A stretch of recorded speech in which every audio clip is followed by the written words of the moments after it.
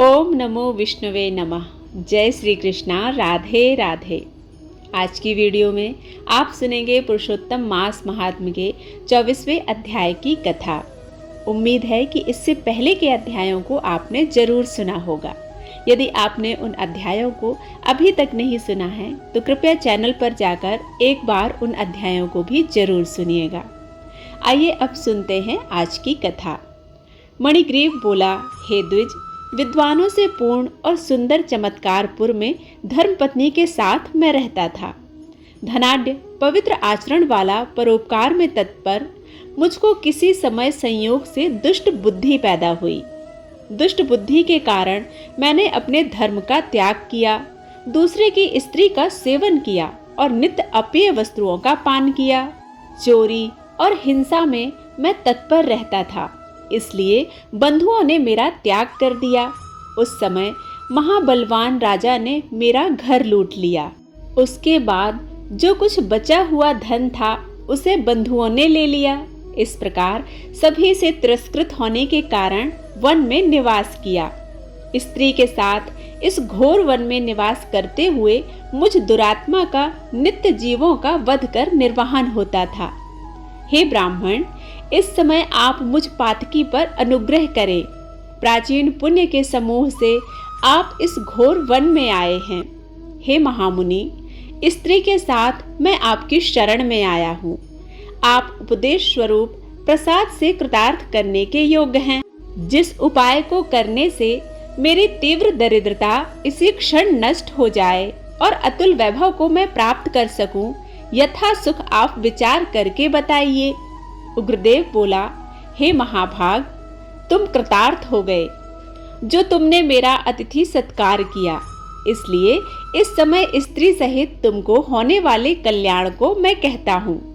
जो बिना व्रत के, बिना तीर्थ के, बिना दान के और बिना प्रयास के तुम्हारी दरिद्रता को दूर करेगा, ऐसा मैंने विचार किया है। इसके बाद तीसरा श्री पुरुषोत्तम मास आने वाला है। उस पुरुषोत्तम मास में सावधानी के साथ विधि पूर्वक तुम दोनों स्त्री पुरुष श्री पुरुषोत्तम भगवान को प्रसन्न करने के लिए दीपदान करना। उस दीपदान में तुम्हारी यह दरिद्रता जड़ से नष्ट हो जाएगी। तिल के तेल से दीपदान करना चाहिए। वैभव के होने पर घृत से दीपदान करना चाहिए, परंतु इस समय वन में वास करने के कारण घृत अथवा तेल इनमें से तुम्हारे पास कुछ भी नहीं है। इसलिए हे अनघ मणिग्रीव, पुरुषोत्तम मास भर स्त्री के साथ नियम पूर्वक इंगुदी के तेल से तुम दीपदान करना। स्त्री के साथ इस तालाब में नित्य स्नान करके दीपदान करना। इसी प्रकार तुम इस वन में 1 मास व्रत करना। तुम्हारे अतिथि सत्कार से प्रसन्न मैंने यह वेद में कहा हुआ तुम दोनों स्त्री पुरुष के लिए उपदेश दिया है। विधिहीन भी दीपदान करने से मनुष्यों को लक्ष्मी की वृद्धि होती है। यदि पुरुषोत्तम मास में विधि पूर्वक दीपदान किया जाए तो क्या कहना है। वेद में कहे हुए कर्म और अनेक प्रकार के दान पुरुषोत्तम मास में दीपदान की 16वीं कला के भी बराबर नहीं कर सकते हैं।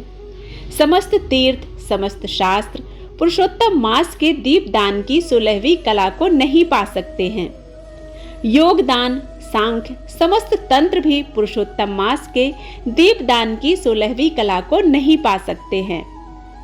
कृक्ष, चंद्रायण आदि समस्त व्रत पुरुषोत्तम मास के दीपदान की 16वीं कला के बराबर नहीं हो सकते हैं। वेद का प्रतिदिन पाठ करना, गया श्राद्ध, गोमती नदी के तट का सेवन पुरुषोत्तम मास के दीपदान की 16वीं कला की बराबरी नहीं कर सकते हैं। हजारों ग्रहण, सैकड़ों व्यतिपात पुरुषोत्तम मास के दीपदान की 16वीं कला की बराबरी नहीं कर सकते हैं। कुरुक्षेत्र आदि श्रेष्ठ क्षेत्र, दंडक आदि इन पुरुषोत्तम मास के दीपदान की 16वीं कला की बराबरी नहीं कर सकते हैं। हे वत्स, यह अत्यंत गुप्त व्रत जिस किसी से कहने लायक नहीं है। यह धन धान्य, पशुपुत्र, पौत्र और यश को करने वाला है। वांध्या स्त्री के बांझपन को नाश करने वाला है और स्त्रियों को सौभाग्य देने वाला है। राज्य से गिरे हुए राजा को राज्य देने वाला है और प्राणियों को इच्छानुसार फल देने वाला है। यदि कन्या व्रत करती है तो गुणी चिरंजीवी पति को प्राप्त करती है। स्त्री की इच्छा करने वाला पुरुष सुशीला पतिव्रता स्त्री को प्राप्त करता है। विद्यार्थी विद्या को प्राप्त करता है। सिद्धि को चाहने वाला अच्छी तरह सिद्धि को प्राप्त करता है। खजाना को चाहने वाला खजाना की प्राप्ति करता है। मोक्ष को चाहने वाला मोक्ष की प्राप्ति करता है। बिना विधि के, बिना शास्त्र के जो पुरुषोत्तम मास में जिस किसी जगह दीपदान करता है वह इच्छा अनुसार फल को प्राप्त करता है। हे वत्स, विधि पूर्वक नियम से जो दीपदान करता है तो फिर कहना ही क्या है। इसलिए पुरुषोत्तम मास में दीपदान करना चाहिए। मैंने इस समय यह तीव्र दरिद्रता को नाश करने वाला दीपदान तुमसे कहा है। तुम्हारा कल्याण हो, तुम्हारी सेवा से मैं प्रसन्न हूँ। अगस्त मुनि बोले, इस प्रकार वह श्रेष्ठ ब्राह्मण मन से 2 भुजा वाले मुरली को धारण करने वाले श्री हरि भगवान का स्मरण करते हुए प्रयाग को गए। वे दोनों अपने आश्रम से उग्रदेव के पीछे जाकर उनके पास कुछ मास पर्यंत वास करके प्रसन्न मन हो दोनों स्त्री पुरुष उग्रदेव को नमस्कार कर फिर अपने आश्रम को चले गए। अपने आश्रम में आकर भक्ति से पुरुषोत्तम मास में मन लगाकर ब्राह्मण की भक्ति में तत्पर उन दोनों स्त्री पुरुष ने 2 मास बिताया। 2 मास बीत जाने पर श्रीमान पुरुषोत्तम मास आया। उस पुरुषोत्तम मास में वे दोनों गुरु भक्ति में तत्पर हो दीपदान को करते रहे। आलस्य को छोड़कर वे दोनों ऐश्वर्य के लिए इंगुदी के तेल से दीपदान करते रहे। इस प्रकार दीपदान करते उन दोनों को श्री पुरुषोत्तम मास बीत गया।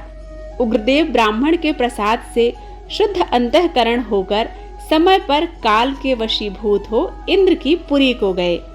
यहाँ होने वाले सुखों को भोग कर पृथ्वी पर भारत खंड में उग्रदेव के प्रसाद से श्रेष्ठ जन्म को उन दोनों स्त्री पुरुष ने धारण किया।